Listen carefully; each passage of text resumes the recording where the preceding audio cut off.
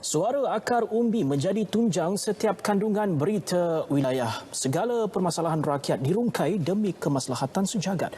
Berita wilayah terus menerajui hala tujunya dengan pendekatan malar segar, kekal relevan seiring peredaran waktu dan zaman. Atika Ismail menyingkap awal penubuhannya. Assalamualaikum dan selamat petang bersama saya Suryani Abdul Rahman dalam Warta Negeri.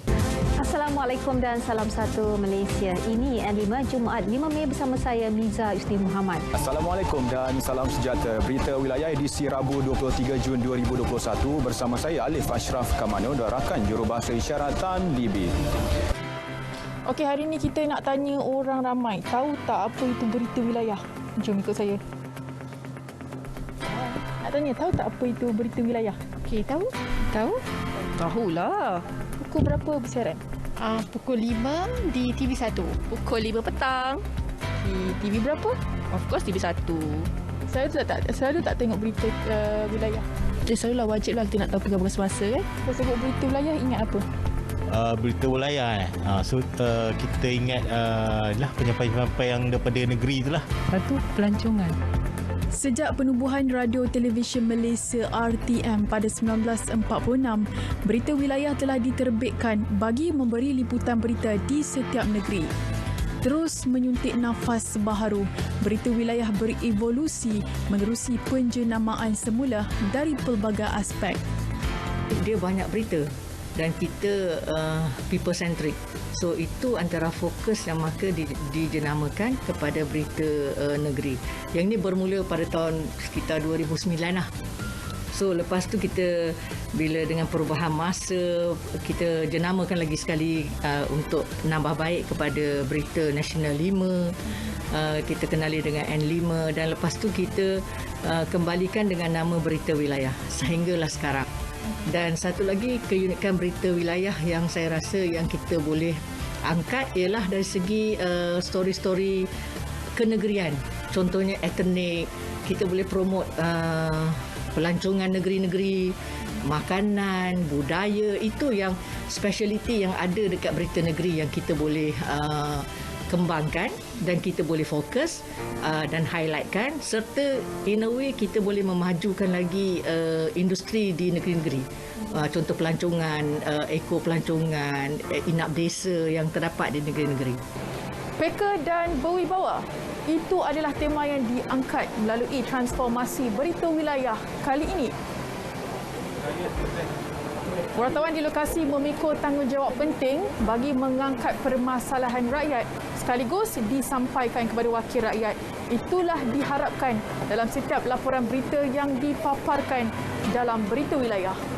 Kita berita wilayah kali ini kita menampilkan penceritaan berita dalam berita, bermaksud kita bahagikan berita wilayah kepada 6 zon.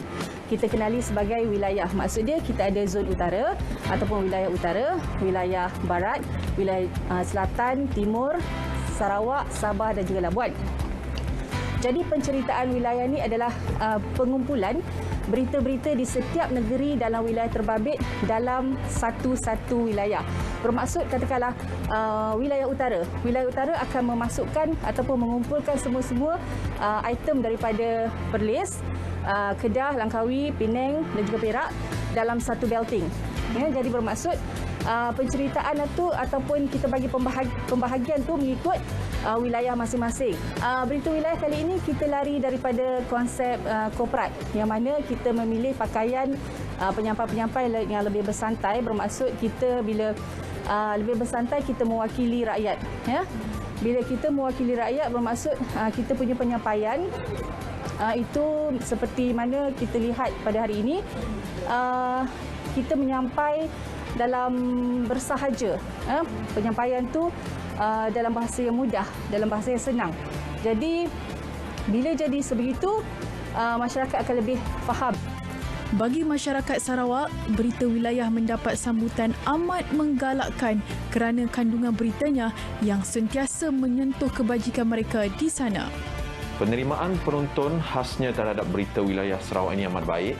dan ini dapat diukur dan kita dapat lihat menerusi reaksi perkongsian mereka dan sentiasa mereka mengutarakan komen-komen untuk tujuan penambahbaikan. Diperbanyakkanlah dari segi platform untuk berita-berita dari Sarawak ini kita ketengahkan, diperbagaikan lagi, diperbanyakkan lagi sesuai mengikut kepelbagaian kaum dan dialek-dialek yang ada dalam komuniti di Sarawak ini, sesuai dengan perkembangan teknologi juga, bilangan penonton yang kian bertambah.